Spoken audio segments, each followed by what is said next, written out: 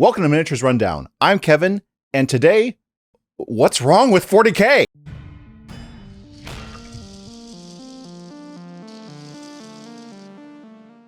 So, 11th edition's been out for a while, and I love 40K. I've loved it for over 2 decades. It's my favorite fictional universe, and it slots in and out of one of my favorite games, depending on the edition. But it's clear that there's some things wrong with 11th edition, and I'm going to explore those today. I'm just going to kind of go down a list of things from like kind of the least severe of the sins of 11th edition to what might be some of the most severe infractions that they have upon the wargaming community as it is. So starting out, and I want to preface this with, I love 40K, and I bring this criticism because you should be able to criticize the things that you love because you want them to be better. I doubt my voice is big enough to help anything or to fix anything or to bring attention to anything, but I have a platform and I'm going to use it. One of the things about 40K 11th edition that is really, from an organizer standpoint, that kind of really burns me a little bit, and by a little bit, I mean a lot, is setting up the game. I feel like there is a lot of huff and fuss over the very specific layouts of terrain that the game asks for. And it's not that the game is making that optional. I mean, it says that it's optional in a sense, but it's not optional in the fact that it's the way everyone plays. This terrain is 24.5 from the board edge. I think that that's really annoying. And I think that's really annoying in the sense from somebody who organizes a regular weekly game night that there is a bunch of tables that either I put a bunch of terrain out and leave it to people to set up the boards themselves, which takes a significant amount of time for the amount of time that people have to play. Cutting into that with just setting up terrain is really, really annoying. At the start of 11th edition, I used to set up the boards, but then I realized, first of all, it took me a long time to set up those tables on my own.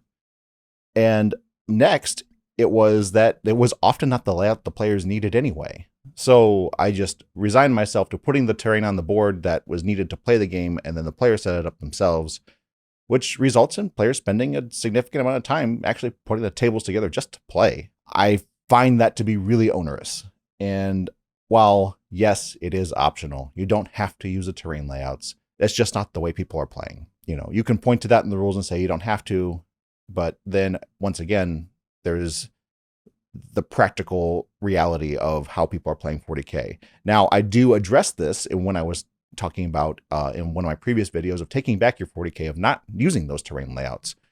And so, yeah, it kind of goes against that a little bit, doesn't it? Well, in a sense, but that is kind of a different mode of play than what I'm talking about here. This is regular weekly play where people are showing up and they're just expecting to play a regular normal game of 40K.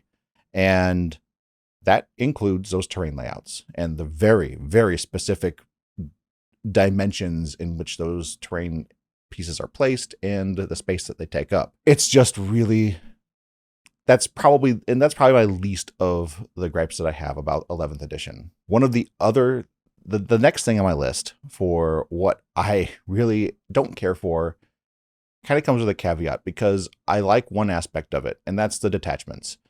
I like that you're able to combine rules and make a detachment feel more like your own, giving a little bit more customizability to your army than you had access to in previous editions of the game, depending on how far back you go.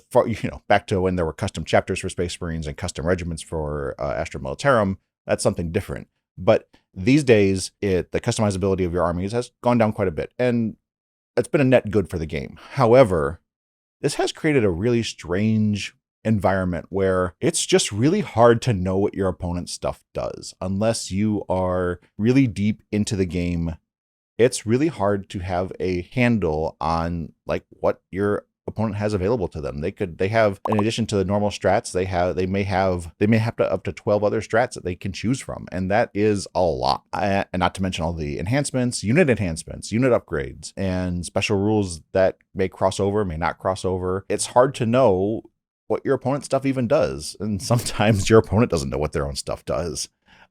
That's kind of a separate thing where, your opponent should have working knowledge of their army and whatnot. So that's not really a part of that complaint overall. But on top of that, it's just, you really are putting a lot of trust in your opponent to be playing their army correctly. And not only that, but it's really hard to play into something when you don't know what to expect. Now, part of that will come with reps. Part of that will come with playing the game over and over again and getting that experience. But with all the armies that are out there and everything that is, all the combinations of stuff that's possible, that's a really tough sell. I do think it's a net good for the game that you're able to do those combinations and make the army feel like your own. And I hope that it doesn't boil down to this combination of stuff is always the best, so you're always going to take this. I feel like for some armies that may be what's happening, but in general, I hope that those screws get tightened in the correct direction so that those things are corrected for. All that said, that's just a gripe of mine that I have with this game is it is difficult for me who plays, and I play once a week, to get a good grip on all of the stuff that's happening. It's a little overwhelming, and it's hard for me to imagine what that's like for somebody who doesn't play very often or whose job isn't the hobby. So I can only imagine if it's difficult for me, it must be very difficult for other people out there. The next thing that I think is really wrong with 11th edition is the scoring. There is so much granularity to scoring. It is extremely difficult to keep track of a game of 40K without a digital aid. And I think that is not good. I think that is really a detriment to the game and says something about the complexity of the game that I find to be a barrier for people. And it's a barrier of entry for new players and even returning and older players like myself. You know, people have been in the game for a really long time and played in lots of tournaments, that it's still a lot. It's to the point where it's really hard to, after every turn, having to make sure that both opponents have the right score. And at the start of the game, it's usually a little bit easier, but that's only because there's a whole lot of caveats. So many things that aren't scored until the second battle round, but then it's scored at the end of every turn, and then the end of any turn, end of your turn. And then there are, not to mention the secondary objectives where you score so many points win, or you can hold on to it and score at the end of your opponent's turn. And now you can hold on to, there's no hand limit, so you can have a hand of 5 secondary objectives if things really aren't going your way, which they often are for me. There's so many, and each one of those has a requirement of how much you can score and win. It is really hard. And the very cynical portion of me wants to say that this is on purpose so that you subscribe to Warhammer Plus, so you have the Warhammer app to keep track of your game. I don't like that. I'm going to compare it to Age of Sigmar only because it's 2 games that I play in tandem with each other, so I have kind of a compare and contrast relationship with these games. In Age of Sigmar, you can have just a spare napkin and take a very accurate score very easily with Age of Sigmar. You don't need a digital aid. Now, I'm sure some of you out there in the internet land are going to roast me in the comments saying I'm bad at math and I can't keep track and I don't know how to use a manual spreadsheet. And you're right, I don't. I'm not good at math. I tested into remedial algebra in college. So perhaps that is a me problem, but I see it often where everyone's keeping track of score in a digital environment. And even with those aids, I see tables all the time disagree about what the score was in the previous turn. So they have to go back and check the score, check what checkbox wasn't checked or was accidentally checked, or someone just misunderstood the scoring. And then it gets even worse though. We're at the end of the game. If people haven't been checking, this is absolutely the worst. When people haven't been checking their scores, that they're get to the end of the game and they have a totally different view of what the score is. I have seen it so many times. I think that speaks volumes to how complicated the scoring for this game is. And I know that it's just a check win, and a bunch of scenarios where you look at the card and you see if that thing happened and then you score as many points. But at the same time, there's so many of them and the timing on them varies.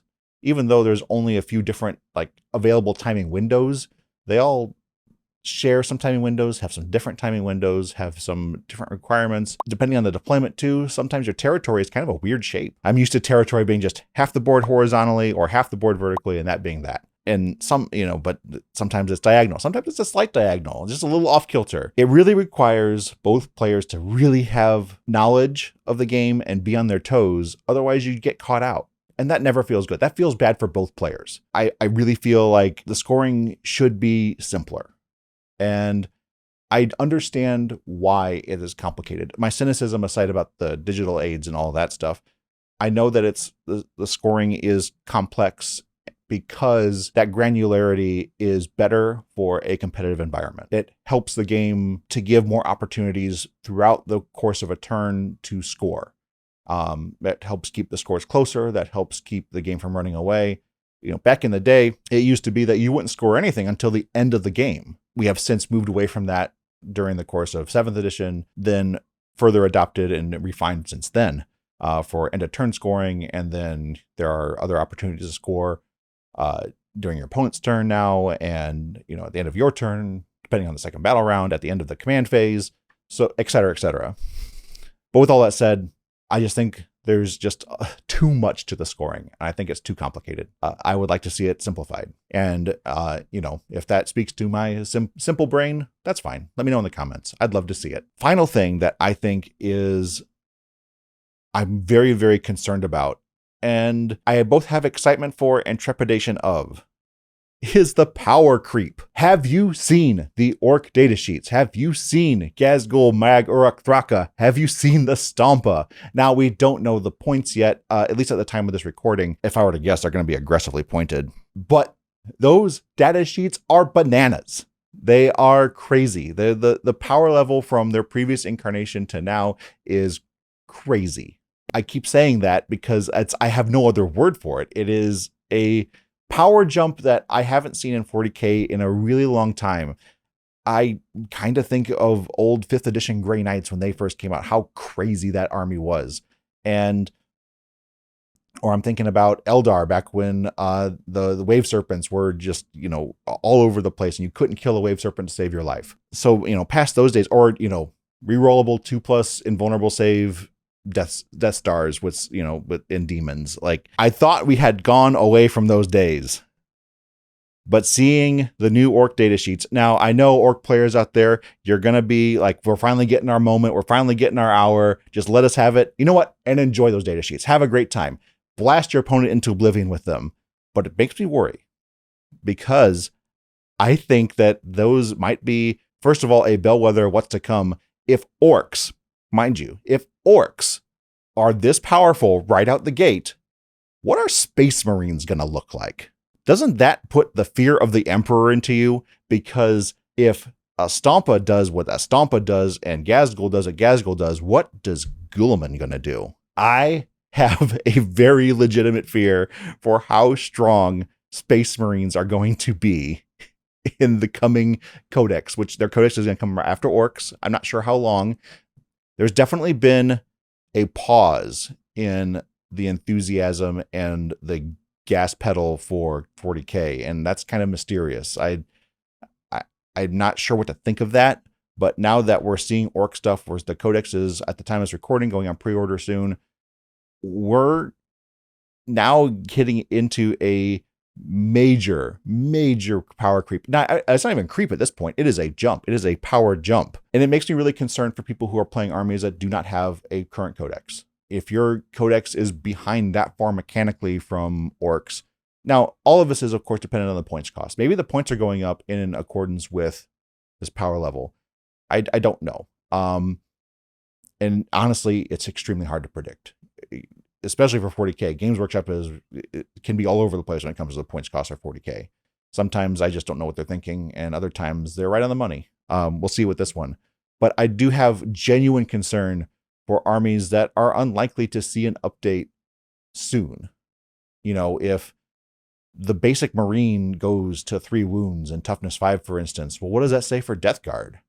What does that say for World Eaters? What does that say for any other Marine-based army? Chaos-based Marines being, the biggest, analog to that. What does that mean? And not to mention all of the other armies out there, Xenos armies, Tyranids and Eldar. If the power level for those armies stays where it is, and Marines and orcs are just juiced up to the max, what does that mean? Like, are you even going to have any fun playing with your Eldar if everything else is juiced up like this? Are you just going to have to wait for your codex? Are you going to be pressured to buy another army specifically because your army just doesn't measure up? I hope that's not the case. And that's extremely cynical of me to think, but man, looking at these data sheets and where we are now, it's hard not to think about it at least a little bit. And that's probably my biggest concern about 40K in 11th edition right now, is that I feel like the power creep may be more severe, despite it not being a codex reset edition, than I would like for it to see. I always expect the newest codex is going to have a little bit more juice than the previous incarnation. I always expect that. That's kind of just been a part of the environment for a while. But seeing the leaps that the boys datasheet has taken and the Stompa specifically. Now, I'm going to speak about the Stompa for a second. I think the Stompa is a great model. I think it's fun. I think it's orky. I think it embodies so much of what makes orcs orcs. So I'm glad that it has a really fun and functional datasheet, points pending. But at the same time, I'm terrified of it, which maybe that's appropriate. I should be terrified of a Stompa. But at the same time, does that make for a fun game? And that's really the most important part of the question, is do these new data sheets equal a more fun game? And that the jury's still out on. And I have major concerns about that. What are your major concerns about 11th edition? Let me know in the comments. I'd love to hear what you have to say and have that conversation. There's a lot to talk about. There's probably a bunch of stuff that I didn't even consider as being a problem in 11th edition right now. What do you think is your biggest gripe? Let me know in the comments. Also, check out our Discord. You can join the conversation there and let us know what you think. You talk to us directly there. With that said, if you like this content and want to see more, don't forget to like and subscribe, ring the bell, and check out our Patreon. Every dollar you give does help bring this content to you, and we do really appreciate every single bit of it. Thank you so much. With that said, go forth and find a game. Ugh.